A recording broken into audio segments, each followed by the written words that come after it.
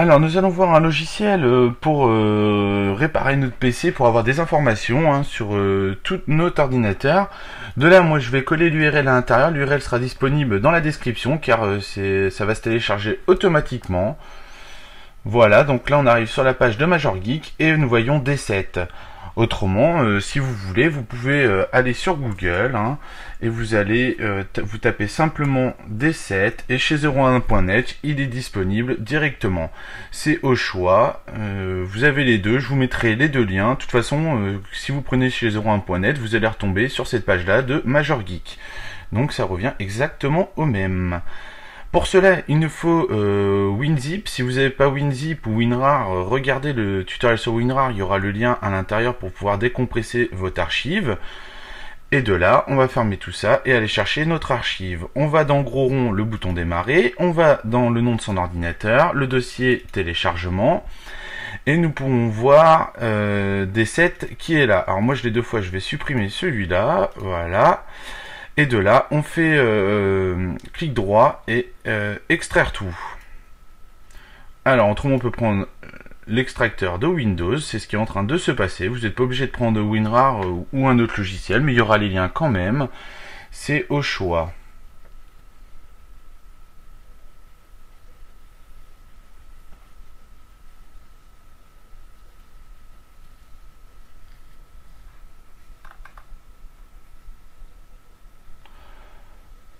Alors vous allez voir, bon bah c'est un super logiciel, il y a plusieurs applications à l'intérieur. Pour ce faire, alors on va prendre, on va peut-être les prendre, allez, une par une, on va commencer par, on va prendre Boost Safe. On clique sur oui, voilà, Restart to Safe Mode, on clique sur oui, voilà. Alors, hop, ça, moi c'est normal, ça c'était...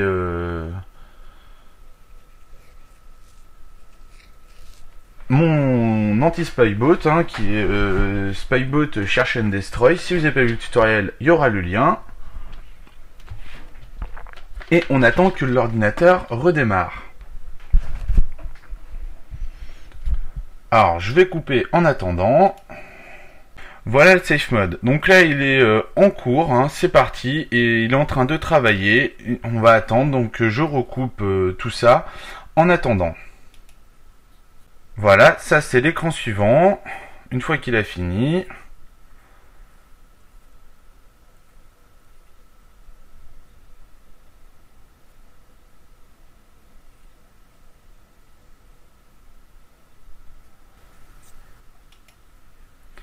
Donc si vous avez un problème avec votre ordinateur, vous avez le safe mode. Et de là, ça vous permet de revenir vraiment à la base. C'est au choix. De là, généralement ce genre d'outil c'est pour les experts, donc je vous conseille de pas faire trop n'importe quoi avec ce genre de truc. De là, pour retrouver et revenir en mode, on redémarre, voilà, donc il n'y avait pas besoin de la réexécuter, et normalement on va repasser en mode... voilà, notre Windows redémarre à la normale, on a le choix, donc si vous êtes... intéressé par tout ça, par ces logiciels, on utilise ça pour réparer les PC, suivant ce qu'il y a, pour revenir en mode basique, pour éviter d'avoir tout le design de Windows, ainsi de suite, pour revenir vraiment sur le mode basique. Là, vous voyez le PC en train de se recharger, et c'est reparti en mode normal. Juste à redémarrer pour passer en mode normal. Si vous voulez repasser en boot safe, vous prenez le logiciel. Donc je vais couper moi le temps du chargement. Et voilà notre Windows revenu à l'état d'origine directement. Alors ici, bon, ça c'est normal, ça c'est Spybot. De là, on revient à l'intérieur dans le nom de son ordinateur, le dossier téléchargement et D7. Une fois dans notre dossier D7, nous allons voir un autre outil, lui beaucoup plus complet. Cette fois-ci, on se met sur le D7 tout court. On fait double-clic gauche ou clic droit ouvrir. Et là, nous allons voir vraiment un outil très complet. Je vais pas tout vous expliquer de A à Z, sachant qu'en plus, je suis sur une VirtualBox, donc ça sera un peu compliqué. Et le temps de tout vous expliquer, ça serait relativement long. C'est pour ça que je vais vous laisser le découvrir, tout en faisant bien attention, car c'est des outils de professionnels. Ici, vous pouvez voir toutes les informations de votre ordinateur, à combien combien tourne le CPU, et ainsi de suite. Vous pouvez voir qu'il est en pression là, hein. Et voilà, de là vous pouvez après avoir accès à pas mal de choses ici, hein. Vous avez tout qui se promène là-dedans, hein. Il suffit de parcourir les menus. Si vous n'êtes pas fortiche en anglais, je vous déconseille d'utiliser ce genre de logiciel. C'est vraiment axé pour les geeks et tous ceux qui sont fans de PC et qui veulent vraiment se faire plaisir avec ce genre de logiciel. Voilà à quoi ressemble ce logiciel. Ici on fait close, voilà, et ça va fermer automatiquement. Après avoir vu le D7, donc l'application complète, on va voir D7 Web Browser qui est pareil, c'est un navigateur web, hein. Donc on va pouvoir tester pas mal de choses à l'intérieur. Double clic gauche ou clic droit, ouvrir, on clique sur oui. Donc je vais pas tout vous le détailler, hein, en gros, mais vous pouvez voir les IP des sites internet, hein, directement, voir le ping, ainsi de suite. De là après vous pouvez télécharger directement si vous voulez Flash, hein, si vous voulez le tester, vous cliquez sur test Flash. De là ça va aller directement sur le site de Flash pour installer. Si vous voulez installer ou ne pas installer, c'est au choix, ne pas installer.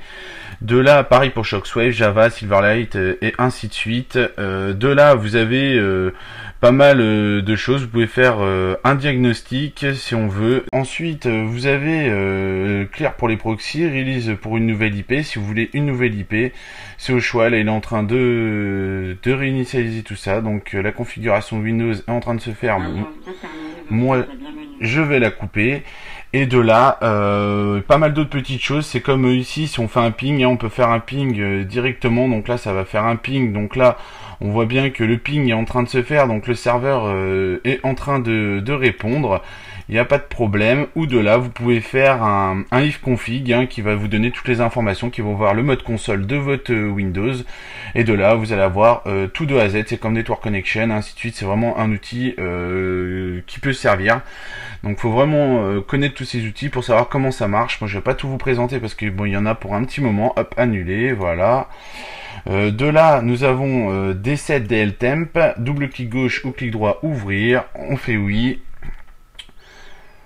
Voilà, là pareil, hein, c'est pour les temporary files. Si vous voulez supprimer tout de A à Z, vous allez pouvoir tout enlever directement, hein, en cliquant sur Go. Attention toujours, hein, donc décochez les petits checkbox si vous voulez pas supprimer n'importe quoi. C'est comme si vous voulez supprimer exemple les cookies, l'history ou quoi. Alors on va faire hop, tout ça, on va supprimer les cookies. Ouais, allez, c'est parti. Et de là, il est en train de delete tout de A à Z complètement. Alors, je vais couper, moi, le temps que ça se fasse. Voilà, c'est fait. Bien sûr, si vous avez plusieurs disques durs, vous les choisissez, hein. Là, le D, c'est en mon lecteur. Et voilà pour D7 DL Temp. Après, nous avons Malware Scan qui est dedans. On fait double clic gauche ou clic droit, ouvrir. On clique sur oui. Et de là, voilà. Alors là, si on lance scan définition editor, donc le mieux ça serait de faire un scan update, hein, avant, de façon à se mettre à jour complètement. Moi je vais pas le faire parce que ça va prendre trop de temps, mais je vais faire un scan directement.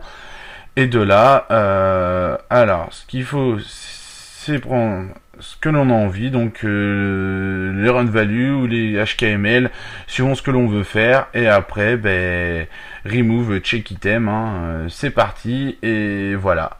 Donc attention, je répète encore avec ce logiciel, c'est à pas faire n'importe quoi, faites des essais avant de faire ça sur vos machines officielles.